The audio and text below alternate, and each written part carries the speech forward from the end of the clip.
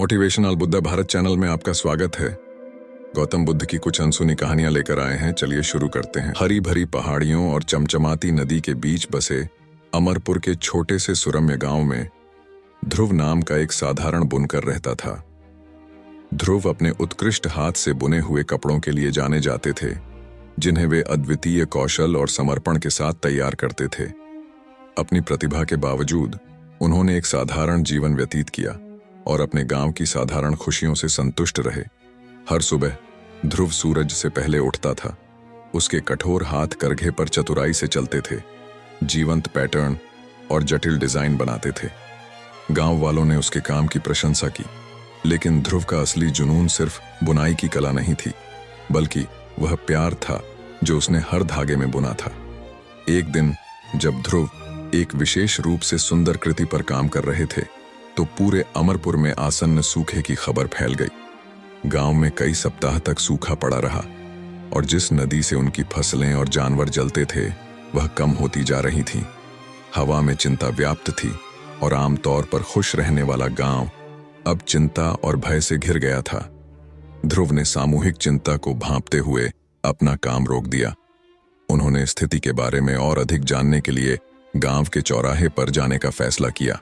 जब वह पहुंचा तो उसने देखा कि गांव के बुजुर्ग एक साथ इकट्ठे थे। उनके चेहरे पर चिंता के भाव थे। नदी लगभग सूखी है, बुजुर्ग राघव ने कांपती आवाज में कहा। हमारी फसलें बर्बाद हो रही हैं और जल्द ही हमारे पास अपने पशुओं या खुद के लिए पर्याप्त पानी नहीं होगा। ग्रामीण सहमति में बड़बड़ा रहे थे। उनके चेहरे पर भयानक हकीकत झलक रही थी। ध्रुव को दुख की वेदना महसूस हुई। उनका शिल्प गांव की समृद्धि पर निर्भर था। इसके बिना उसके काम की सराहना करने वाला कोई नहीं होगा। इससे भी महत्वपूर्ण बात यह है कि उसके दोस्त और पड़ोसी, वे लोग जिन्हें वह जीवन भर जानता था, पीड़ित थे। जैसे ही वह अपनी साधारण झोपड़ी में वापस गया, ध्रुव के दिमाग में विचार घूमने लगे कि वह कैसे मदद कर सकता है। वह कोई किसान या बिल्डर नहीं था, वह एक बुनकर था। बदलाव लाने के लिए वह संभवतः क्या कर सकता है? उस रात वह लालटेन की धीमी रोशनी के पास बैठा संकट पर विचार कर रहा था। तभी उनके दिमाग में एक विचार कौंधा ग्रामीणों का उत्साह बढ़ाने और सूखे का समाधान खोजने के लिए, धन जुटाने के लिए एक उत्सव। अगले दिन ध्रुव ने ग्राम प्रधान से संपर्क किया और सुझाव दिया कि वे गांव की प्रतिभाओं, संगीत, नृत्य, भोजन और निश्चित रूप से अपनी बुनी हुई उत्कृष्ट कृतियों का प्रदर्शन करते हुए एक भव्य उत्सव आयोजित करें। मुखिया को पहले तो संदेह हुआ, लेकिन जल्द ही उसने ध्रुव की आंखों में आशा की चमक देखी और योजना पर सहमत हो गया। बात तेजी से फैली और जल्द ही गांव उत्साह और उद्देश्य से गूंज उठा। हर कोई त्योहार की तैयारी में जुट गया। संगीतकारों ने अपनी धुनों का अभ्यास किया, नर्तकों ने अपने कदमों में सुधार किया और रसोइयों ने अपने सबसे स्वादिष्ट व्यंजन तैयार किए। ध्रुव ने कपड़े के एक विशेष टुकड़े पर अथक परिश्रम किया और उसमें अपनी सारी भावनाएं और आशाएं डाल दी। यह एक टेपेस्ट्री थी जो अमरपुर के हरे भरे समृद्ध अतीत और उस आशापूर्ण भविष्य को दर्शाती थी जिसका उन सभी ने सपना देखा था। त्योहार का दिन आ गया और गांव बदल गया। चौराहे पर चमकीले रंग की सजावट की गई थी। स्वादिष्ट भोजन की सुगंध हवा में भर गई थी और हंसी और संगीत की आवाज ने एक आनंददायक सिम्फनी पैदा की थी। एक पल के लिए ग्रामीण अपनी परेशानियों को भूल गए और अपनी विरासत और लचीलेपन के जश्न में डूब गए। ध्रुव ने चौराहे के मध्य में अपनी उत्कृष्ट कृति का अनावरण किया। टेपेस्ट्री लुभावनी थी, जो उनके कौशल और उनके गांव की सुंदरता का प्रमाण थी। गांव वाले विस्मय में डूब गए। उनकी आंखों में खुशी और गर्व के आंसू भर आए।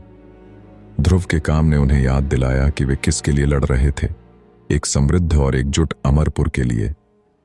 जैसे ही उत्सव जारी रहा, ग्राम प्रधान ने मंच संभाला और घोषणा की कि आयोजन से जुटाई गई धनराशि का उपयोग एक ऐसा कुआं बनाने में किया जाएगा जो सूखे के दौरान भी पानी उपलब्ध करा सके। ग्रामीणों ने खुशी जताई। समाधान के वादे और त्योहार से मिली एकता की भावना से उनका उत्साह बढ़ा। दिन हफ्तों में बदल गए और गांव वालों ने मिलकर कुआं खोदने का काम किया। ध्रुव हर दिन वहां रहता था, अपनी मदद की पेशकश करता था और दूसरों को प्रोत्साहित करता था। जैसे ही नदी में पानी की आखिरी बूंदें सूख गईं, कुआं बनकर तैयार हो गया। जब नए कुएं से पानी की पहली बाल्टी निकाली गई तो ग्रामीण खुशी से झूम उठे। एक दूसरे और उनके भविष्य के प्रति उनका विश्वास बहाल हो गया। ध्रुव अपने करघे पर लौट आया, लेकिन इस बार उसका दिल हल्का था। उन्हें एहसास हुआ कि उनका उपहार सिर्फ कपड़ा बुनने में नहीं, बल्कि अपने समुदाय के कपड़े को एक साथ बुनने में है। कुआं उनके लचीलेपन के प्रतीक के रूप में खड़ा था और उनके द्वारा बनाई गई टेपेस्ट्री एक पोषित विरासत बन गई, जो आने वाली पीढ़ियों को आशा और एकता की शक्ति की याद दिलाती है। साल बीतते गए और अमरपुर एक बार फिर फला फूला। गांव फल फूल गया और ध्रुव की टेपेस्ट्री दूर दूर तक प्रसिद्ध हो गई। दूसरे गांवों से लोग उनके काम को देखने आते थे, न केवल इसकी सुंदरता के लिए, बल्कि इसकी बताई गई कहानी के लिए। एक ऐसे गांव की कहानी जो अपने सबसे बुरे समय में एक विनम्र बुनकर के प्यार और समर्पण से एकजुट हुआ था। ध्रुव बूढ़ा हो गया, उसके बाल चांदी के हो गए और उसके हाथ पहले से धीमे हो गए, लेकिन उन्होंने बुनाई जारी रखी। प्रत्येक धागा जीवन का एक प्रमाण है। इंग्लैंड की गहरी पहाड़ियों के बीच बसे एक अनोखे गांव में एक पुरानी किंवदंती थी, जो जंगल में छिपे एक रहस्यमयी पर्दे के बारे में फुसफुसाती थी। कहा जाता है कि यह पर्दा जादुई है। जिसने भी इसे खोजा है उसकी गहरी इच्छाओं को पूरा करने में सक्षम है। लेकिन यह भी कहा गया था कि पर्दे पर अदृश्य ताकतों का पहरा था और जो लोग इसकी तलाश करते थे वे अक्सर जंगल की गहराई में गायब हो जाते थे और कभी वापस नहीं लौटते थे। ग्रामीणों में एलिजा नाम की एक युवती भी थी। वह अपनी साहसिक भावना और अपने गांव के साधारण जीवन से कहीं अधिक कुछ पाने की चाहत के लिए जानी जाती थी। एलिजा मंत्रमुग्ध घूंघट की कहानियां सुनकर बड़ी हुई थी और जैसे जैसे वह बड़ी हुई, उसे खोजने की इच्छा उसके दिल में तेज हो गई। शरद ऋतु की एक तेज सुबह एलिजा ने अपना मन बना लिया। उसने खाने पीने की चीजों से भरा एक छोटा बैग पैक किया, अपने बालों को रिबन से बांधा और जंगल की ओर चल पड़ी। जब वह छाया में गहराई तक जाने लगी तो पेड़ों ने उसके रहस्यों को फुसफुसाया। जिस रास्ते पर उसे उम्मीद थी कि वह उसे मायावी पर्दे तक ले जाएगा। घंटों बीत गए और जंगल घना हो गया। हवा प्रत्याशा से भरी हुई थी और एलिजा का दिल हर कदम के साथ तेज हो रहा था। अचानक उसकी नजर सुनहरी रोशनी में नहाए हुए एक साफ स्थान पर पड़ी। वहां ग्लेड के मध्य में घूंघट खड़ा था। दो प्राचीन ओक के पेड़ों के बीच झिलमिलाते कपड़े का एक नाजुक पर्दा। एलिजा की सांसें उसके गले में अटक गईं। घूंघट उसकी कल्पना से भी अधिक सुंदर था। इसके धागे अदृश्य ऊर्जा के साथ नृत्य कर रहे थे। लेकिन जैसे ही वह पास आई, उसके दिमाग में एक आवाज गूंजी, एक चेतावनी जिसने उसे अंदर तक झकझोर कर रख दिया। कीमत से सावधान रहें। एलिजा झिझकी, लेकिन घूंघट का आकर्षण बहुत मजबूत था। कांपते हाथों से वह आगे बढ़ी और कपड़ा एक तरफ खींच लिया। घूंघट के पार एक ऐसी दुनिया थी जो उसने पहले कभी नहीं देखी थी। घूमते रंगों और सपनों को साकार करने का एक साम्राज्य। अचानक एक आकृति उसके सामने प्रकट हुई। उसकी आकृतियां धुंध से धुंधली हो गई थीं। आप क्या ढूंढ रहे हैं? आकृति ने पत्तों के माध्यम से हवा जैसी आवाज में पूछा। एलिजा का दिल जोरों से धड़क उठा। मैं ज्ञान चाहती हूं, उसने जवाब दिया। घबराहट के बावजूद उसकी आवाज स्थिर थी। मैं दुनिया के रहस्यों को समझना चाहता हूं। आकृति ने सिर हिलाया और अचानक एलिजा ने खुद को छत तक फैली किताबों से भरी एक भव्य लाइब्रेरी में खड़ा पाया। उसने रीढ़ की हड्डी पर अपनी उंगलियां फिराईं। हर एक इतिहास, विज्ञान और जादू की एक अलग कहानी फुसफुसा रही थी। जैसे ही एलिजा ने पुस्तकालय के विशाल ज्ञान को गहराई से समझा, दिन सप्ताहों में बदल गए। उसने सुदूर देशों और खोई हुई सभ्यताओं के बारे में, गाते हुए सितारों और रोते हुए महासागरों के बारे में सीखा। लेकिन जैसे जैसे उसकी समझ बढ़ती गई, वैसे वैसे उसकी बेचैनी भी बढ़ती गई। एक शाम जब वह बैठी एक प्राचीन कब्र को ध्यान से देख रही थी, तो वह आकृति एक बार फिर दिखाई दी। क्या आपको वह मिल गया जिसकी आपको तलाश थी? इसने पूछा। एलिजा झिझकी।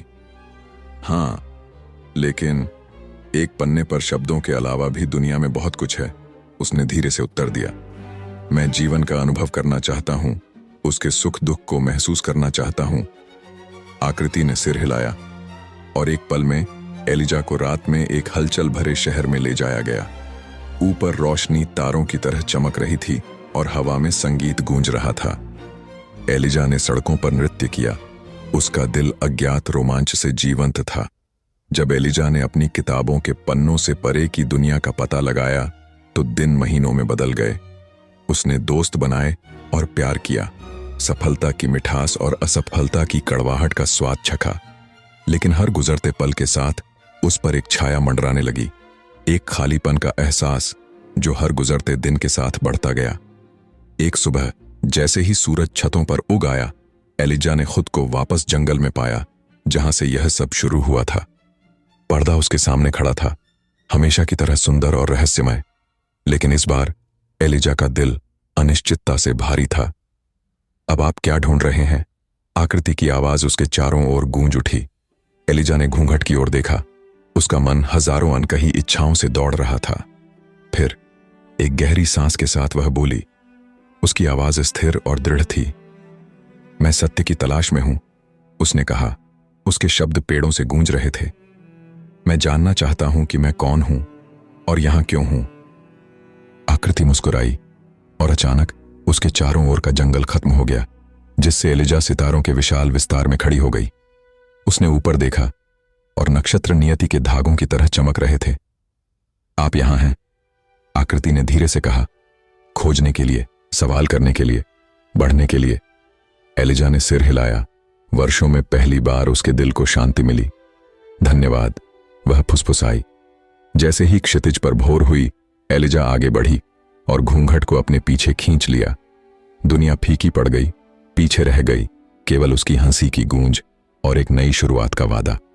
और जंगल के बीचों बीच मंत्रमुग्ध पर्दे की किंवदंती जीवित थी, जो उन लोगों के साहस का प्रमाण थी जिन्होंने सपने देखने की हिम्मत की थी। घूंघट के माध्यम से एलिजा की यात्रा आत्म खोज और अर्थ की खोज की कहानी है।